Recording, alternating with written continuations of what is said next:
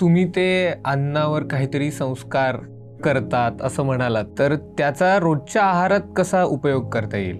म्हणजे तुम्ही सहज बघितलं असेल तर तुमच्या आईचा स्वयंपाक करत असेल ना, कुठली गृहिणी, म्हणजे आई आपली तुम्ही आहात म्हणून म्हणतोय, तर माहेरची लोक आली की चव वेगळी असते आणि सासरची लोक आली की चव वेगळी असते. याला संस्कार म्हणतात. मी आयुर्वेदात त्या भावना देतात ना, त्या भावना म्हणजे मन, हा एक संस्कार झाला.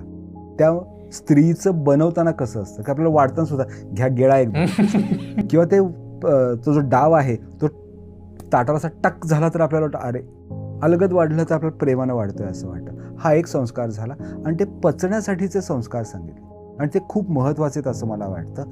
निघंटू रत्नाकर नावाचा ग्रंथ आहे, तो रेफरन्स आहे की समजा 1 वाटी डाळ असेल तर त्याच्यामध्ये 1 चमचा दही, पाव चमचा हळद आणि चिमूटभर हिंग हे त्या डाळीला तुम्ही आधी लावून ठेवा आणि अर्ध्या तासानंतर तुम्ही त्या डाळीचं वरण करा.